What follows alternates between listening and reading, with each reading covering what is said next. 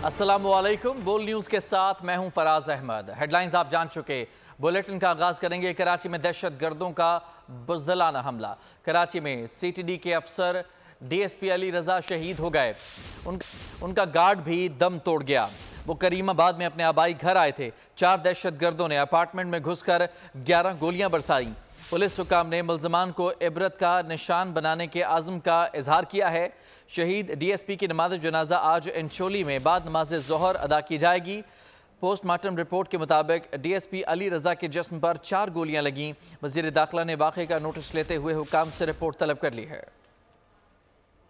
दहशत गर्दों को कराची का अमन बर्दाश्त न हुआ। कराची के इलाके करीमाबाद में DSP CTD अली रजा कातलाना हमले में शहीद हो गए। DSP अली रजा के साथ फायरिंग का निशाना बनने वाला सिक्योरिटी गार्ड भी अब्बासी शहीद अस्पताल में चल बसा। इत्तला मिलते ही शहर भर की पुलिस अलर्ट हो गई। CTD के अफसरान और अहलकार मौके पर पहुंच गए। हुक्काम के मुताबिक जाए वकुआ के सामने उनका आबाई घर था, जहां वो आए थे। 2 मोटरसाइकिलों पर सवार 4 मुल्जिमान ने अपार्टमेंट के अंदर दाखिल होते ही अली रजा पर गोलियां बरसाईं। अली रजा की कमर और टांगों पर गोलियां मारी गई। फायरिंग से अली रजा जमीन पर गिरे तो मुल्जिमान ने सर पर भी गोली मारी। यानी शाहिद के मुताबिक मुल्जिमान ने हेलमेट पहन रखा था। DSP अली रजा पर सीधी फायरिंग की गई। पे 2 बंदे आए थे, हेलमेट पहने हुए थे। उन्होंने आके स्ट्रेट फायर करा और सीधे चले गए। जाते जाते गार्ड को मारते हुए गए। 3 गोलियां गार्ड को लगी हैं, 3 गोलियां इनको लगी। हेलमेट पहने हुए थे और एक अजरक पहना हुआ था। पोस्टमार्टम रिपोर्ट के मुताबिक अली रजा के जिस्म पर 4 गोलियां लगी। वजीर दाखिला सिंध ने वाक़े का नोटिस लेते हुए DIG CTD और SSP सेंट्रल से रिपोर्ट तलब कर ली। वफाकी वजीर दाखिला मोहसिन नकवी ने भी DSP अली रजा की शहादत पर अफसोस का इजहार किया। DIG CTD आसिफ एजाज शेख दहशत गर्दों के हमले में पुराने साथी की शहादत पर रंजीदा। कहा कि अली रजा की बचपन से जवानी यहीं गुजरी है। हम मुल्ज़िमान को नहीं छोड़ेंगे। अली रजा की खिदमात बहुत ज़्यादा हैं। उनको सिक्योरिटी भी दी हुई थी, लेकिन वाक़े के वक्त वो तनहा थे। मुल्ज़िमान ने अली रजा पर 11 गोलियां फायर की। CTD के तमाम अफसरान को थ्रेट्स हैं। अफसोसनाक वाक़या है, लेकिन इसका बदला भी हम लेंगे ज़रूर इंशाल्लाह। ये अभी जो इब्तदाई पतला है कि जी 2 बंदे थे, मोटरसाइकिल या गाड़ी का भी क्लियर नहीं है, थोड़ा सा वर्क करें। 11 फायर किए हैं उन्होंने, 11 MTs मिली हैं यहाँ से 9mm की। अभी उस पर काम चल रहा है। बचपन से जवानी इसकी यहीं पे गुजरी है, रहते भी यहीं पे थे। यहाँ पे बैठता था, इसका अपना ऑफिस था। यहाँ पे पुराने दोस्त भी इसके थे, क्योंकि यहाँ का रहने वाला है, तो लोकल है, इधर का रहने वाला इधर का है। सामने इसका घर है।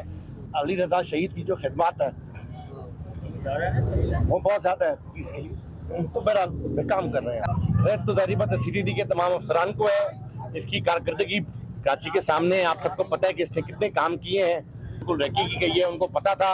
गाड़ी आर्मर्ड थी, जैसे ये गाड़ी से उतरा है इस पर फायरिंग की गई है, तो ये शहीद हो गया और 11 गोली लगी है। कराची के इलाके करीमाबाद के करीब DSP CTD अली रजा की टारगेट किलिंग का वाक़या। मज़ीद तफसीलात जान लेते हैं। खुरम गुलजार हमारे साथ मौजूद है, हमारे नुमाइंदे। खुरम, इन्वेस्टिगेशन में मज़ीद क्या पता चल सका अब तक? के बाद DSP अली रजा जिन्हें अब से कुछ देर कबल फायरिंग करके शहीद कर दिया गया। बम प्रूफ बुलेट प्रूफ ये गाड़ी है जिसमें सवार होकर DSP अली रजा शकील कॉर्पोरेशन पहुंचे थे, जो कि रोज़ाना यहाँ पे अपने आते थे और यहाँ पे उनकी एक बैठक थी अपने दोस्तों के साथ, अपने रिश्तेदारों के साथ। यहाँ जो भी उनसे दोस्त आता वो इसी जगह पर उनसे मिलने के लिए आता था, क्योंकि एक अरसे से वो इसी मुकाम पर रोज़ाना की बुनियाद पर आते थे और यहाँ वो आकर बैठते थे। कि जैसे ही वो यहाँ पहुँचे हैं, मोटरसाइकिल सवार 2 मुसल्लम मुल्ज़िमान थे जो उनके साथ ही वो पीछे से दाखिल हुए और दूसरे के बारे में बताया जा रहा है कि वो अजरक पहना हुआ था। जैसे ही अली रजा यहाँ पहुँचे हैं, मुल्ज़िमान ने उन्हें 11 गोलियां उन पर फायर की, जो कि 4 गोलियां बताया जा रहा है उनको लगी, जो कि एक चेहरे पे, गर्दन पे, सर पे और एक साइड में पसलियों में उनको गोली लगी है, जो कि जानलेवा साबित हुई है। ये वो मुकाम है जहां उनको फायरिंग करके शहीद किया गया। अली रजा अपने साथ गार्ड नहीं रखते थे। CTD में चौधरी असलम के वो एक करीबी साथियों में उनका शुमार होता था। इसी तरह मुताबिक जो है वो ऑपरेशन किए, मुताबिक थानों में वो SHOs भी तैनात रहे हैं और दीगर तहकीकाती जो टीमें हैं वो इस वक्त यहाँ पहुँच चुकी हैं और तहकीकात शुरू कर दी गई। बहुत शुक्रिया आपका तफसीलात के लिए। पाकिस्तान जोग्राफियाई एतबार से खित्ते में कलीदी अहमियत का हामिल है। पाकिस्तान वस्त एशियाई रियासतों के लिए समंदरी तिजारत का सबसे मौजू रास्ता फराहम करता है। रियासतों ने तिजारत के लिए पाकिस्तान की बंदरगाहों के इस्तेमाल पर गहरी दिलचस्पी का इजहार किया है। वज़ीर आज़म शहबाज शरीफ की ज़ेर सदारत KPT में इजलास। वज़ीर आज़म ने हिदायत की कि बंदरगाहों पर स्कैनिंग की जदीद मशीनरी की जल्द तनसीब यकीनी बनाई जाए। वज़ीर आज़म शहबाज शरीफ ने वज़ीर आला हाउस में भी इजलास की सदारत की, जिसमें सूबाई काबीना ने भी शिरकत की। पाकिस्तान को माशी टाइगर बनाने का मिशन, वज़ीर आज़म शहबाज शरीफ इन एक्शन। वज़ीर आज़म का कराची का एक रोज़ा तूफानी दौरा, इजलासों की सदारत की, अहम फैसले भी कर डाले। वज़ीर आज़म ने KPT हेड ऑफिस में बैठक सजा ली, हुक्काम से ब्रीफिंग ली। इस मौके पर वफाकी वज़रा, गवर्नर, वज़ीर आला समेत अहम हुक्काम शरीक हुए। वज़ीर आज़म ने पोर्ट पर मामलात में मज़ीद बेहतरी लाने के लिए हिदायत दी। वज़ीर आज़म का कहना था कि बंदरगाहों में जदीद निज़ाम से अरबों डॉलर्स का ज़र मुबादला हासिल हो सकता है। पाकिस्तान जोग्राफी एतबार से खित्ते में कलीदी अहमियत का हामिल है। दौरा काज़ाकिस्तान के दौरान रूसी सदर व्लादिमीर पुतिन और वस्त एशियाई ममालिक के रहनुमाओं से मुलाकात हुई। रहनुमाओं ने पाकिस्तानी बंदरगाहों के इस्तेमाल में गहरी दिलचस्पी का इजहार किया है। बंदरगाहों में जदीद निज़ाम और उन तक रसाई में मजीद बेहतरी लानी है। इससे पाकिस्तान अरबों डॉलर का ज़र मुबादला हासिल कर सकता है। इससे कबल कराची पहुंचने पर गवर्नर सिंध कामरान खान टिसोरी ने वज़ीर आज़म का इस्तकबाल किया। शहबाज शरीफ खुसूसी तैयारे से फैसल बेस पहुंचे थे। इससे कबल वज़ीर आज़म की ज़ेर सदारत वज़ीर आला हाउस में इजलास हुआ। तर्जुमान के मुताबिक इजलास में वज़ीर आला और सूबाई काबीना ने शिरकत की। वज़ीर आज़म शहबाज शरीफ आज एक रोज़ा दौरे पर कोयटा जाएंगे। अमन व अमान समेत तरक्याती मनसूबों से मुतालिक ब्रीफिंग दी जाएगी। वज़ीर आज़म अरकान असम्बली से मुलाकातें भी करेंगे। और सदर मुमलिकत आसिफ अली जरदारी आज लाहौर पहुंचेंगे। पंजाब असम्बली में पीपल्स पार्टी की पार्लिमानी पार्टी और दीगर रहनुमाओं से मुलाकातें करेंगे। Chairman people's party Bilawal Bhutto आज पेशावर का दौरा करेंगे। सूबाई कायदीन से गवर्नर हाउस में मुलाकात होगी। सदर मुमलिकत आसिफ जरदारी आज लाहौर का दौरा करेंगे। पंजाब असम्बली में पीपल्स पार्टी की पार्लिमानी पार्टी और दीगर रहनुमाओं से मुलाकात करेंगे। पंजाब में पार्टी की तंजीम नौ के हवाले से गुफ्तगू की जाएगी, जबकि दूसरी जानिब chairman people's party Bilawal Bhutto Zardari आज पेशावर का दौरा करेंगे। सूबाई कायदीन से गवर्नर हाउस में मुलाकातें होंगी। पुलिस छापे के खिलाफ अपोजिशन लीडर उमर अयूब फट पड़े। बोले, हुकूमत मेरी गिरफ्तारी के लिए बेताब है। किसी भी अपोजिशन रहनुमा को गिरफ्तार करना हो तो स्पीकर को बताना होता है। हुकूमत नहीं चाहती कि हम हक और सच की बात करें, मोहसिन नकवी और उनकी करप्शन की बात करें। फॉर्म 47 की शहबाज शरीफ की हुकूमत और फॉर्म 47 की मरियम नवाज की हुकूमत इतने बौखलाहट का शिकार है। हवाली पुलिस की टीम और इस्लामाबाद पुलिस टीम ने अभी थोड़ी देर पहले मेरे इस्लामाबाद के रहायशगाह पे घर पे रेड किया अरेस्ट करने के लिए। और यहाँ पे ये मैं कहता चलूँ कि किसी भी टाइम किसी MNA को अरेस्ट करना होता है तो सबसे पहले स्पीकर को इन्फॉर्म भी करना होता है। और बैसियत लीडर ऑफ द अपोजिशन ये हुकूमत ये नहीं चाहती कि हम लोग सच की बात करें, हकीकत की बात करें। मोहसिन नकवी और इन लोगों की 450 अरब रुपए के गंदम स्कैंडल की बात करें, इनकी करप्शन की बात करें। जुल्म का निज़ाम अब ख़त्म हो जाना चाहिए। 12 जुलाई को इस्लामाबाद में तारीखी धरना देंगे। अमीर जमात इस्लामी हाफिज नेमुर रहमान डट गए। कहा, हुकूमत IMF के नाम पर रोज़ बिजली महंगी कर रही। बिजली का शदीद बहरान है। बिल भरने के लिए अवाम अपने जेवर तक बेच रहे हैं। अशराफिया मुल्क को लूट कर खा गई। मौजूदा हुकूमत फॉर्म 47 की पैदावार है। चीफ जस्टिस जुडिशल कमीशन बनाए ताकि हकीकी हुकूमत बने।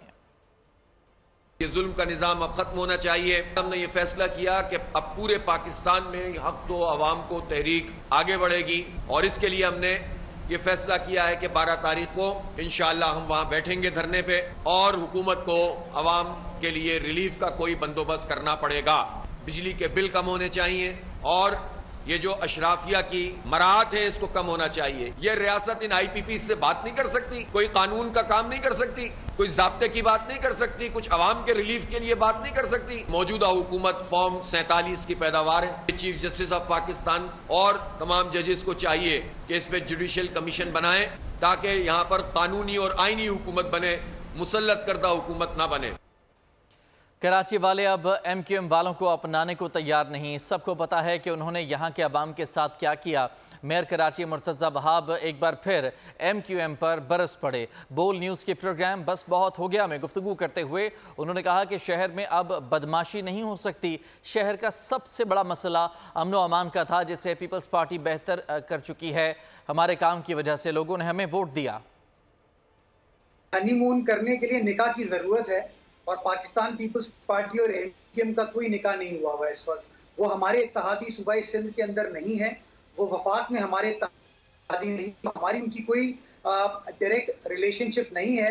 यही मुस्तफ़ा कमाल साहब माजी में कहते थे कि आसिफ अली जरदारी साहब के दौर में जितनी मुझे सपोर्ट मिली वो किसी दौर में नहीं मिली, और उनकी सपोर्ट की वजह से मैं कराची शहर में डिलीवर कर पाया। और आज बदकिस्मती के साथ वो ये कहते हैं कि पीपल्स पार्टी ने कोई काम नहीं किया। मैं समझता हूँ कराची वालों की मेमोरी भी बहुत अच्छी है, वो भूलते नहीं है कि पिछले 40-45 सालों में इन लोगों ने शहर कराची का हाल क्या किया है। और ये जो असल कश्मकश है इनकी, वो कश्मकश ये है कि कराची वाले अब इनको ओन करने को तैयार नहीं है। कराची वाले इनकी आओभगत करने को तैयार नहीं है। क्यों? क्योंकि कराची शहर में अब खौफ का राज नहीं है, अब कराची में बदमाशी नहीं हो सकती। इस जमहूरियत को जमहूरियत नहीं कहा जा सकता। हमारी पार्टी में तरक्की के लिए सिफारिश की ज़रूरत नहीं। पाकिस्तान पार्टी के रहनुमा ज़ईम कादरी की बोल न्यूज़ के प्रोग्राम तब्दीली में गुफ्तगू। ज़फ़र मिर्ज़ा बोले कि बड़ी सियासी जमातों ने ज़िम्मेदारी से काम नहीं किया। पिछले 7 साल में इंसानी तरक्की का ग्राफ गिरा है। मुल्क में 10 करोड़ लोग गुर्बत का शिकार हैं। जमहूरियत स्ट्रेंथन हो सके जो इस मुल्क में अब उस नहज पे पहुंच चुकी है कि जहां उसको जमहूरियत कहना भी जो है वो मेरे ख्याल में बड़ी ही बातों की। To it I would say कि सबसे बड़ी बात यह है कि ये एक कन्वेंशनल पॉलिटिकल पार्टी ही नहीं है। हम उन तमाम इल्लतों और आलाइशों को पीछे छोड़कर एक नया इदारा कायम करने जा रहे हैं जहां पर लोग जमहूरियत की तकवीयत के लिए अपना किरदार अदा कर। जो पिछले 3 से 5 साल का अरसे में अगर आप देखें तो पाकिस्तान की तमाम बड़ी पार्टीज़, मेन स्ट्रीम पार्टीज़ जिनको आप कहते हैं, वो किसी ना किसी हवाले से हुकूमत का हिस्सा रही हैं। उनके पास पावर। पिछले 7 साल में ह्यूमन डेवलपमेंट इंडेक्स पाकिस्तान की गिरती चली जा रही है। पाकिस्तान का के 10 करोड़ से ज़्यादा लोग इस वक्त गुर्बत का शिकार हैं और ये गुर्बत पिछले चंद सालों में बढ़ रही है। पार्लियामेंट के अखराजात ना होने के बराबर हैं। पीपल्स पार्टी के मरकजी रहनुमा खुर्शीद शाह ने कहा कि पार्लियामेंट को निशाना बनाना अफसोसनाक है। मजीद क्या कहा जानते हैं ब्यूरो हेड सखर शाहिद अली से। जी शाहिद। वफाकी हुकूमत में बातें गर्दिश में हैं कि वफाकी हुकूमत तो कुछ अपने खराजात कम कर रही है, कुछ वजारतें शायद कम की जा सकती हैं।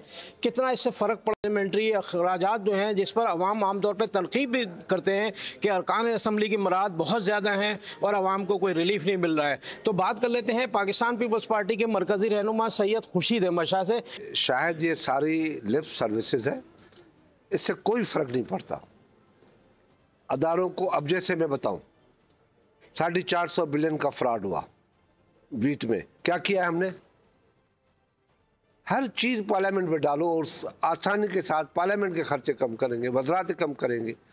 इन चीज़ों से कोई फ़र्क नहीं पड़ता। पार्लियामेंट की जो बजट है वो 0.5% भी नहीं है टोटल बजट का, GDP का। अगर आप पार्लियामेंट को डिग्रेड करेंगे, जो इंडिया में, जो बांग्लादेश में, जो बलूचिस्तान में, जो सिंध में, जो पंजाब में पार्लियामेंटों को दिया गया है, असम्बलियों को दिया गया है, ये चीज़ें कह के अपने आप को पहले कशकोल तोड़ देंगे। क्या हुआ? कैबिनेट में बिस्किट और चाय से गुजारा होगा। क्या हुआ? और डिग्रेड हो गए। ये चीज़ें हैं, खामखा की चीज़ें हैं।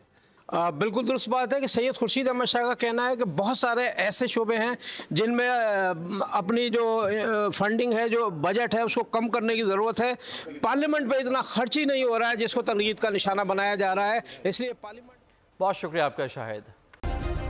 सब्सक्राइब करें और बेल दबाएं ताकि कोई खबर रह न जाए।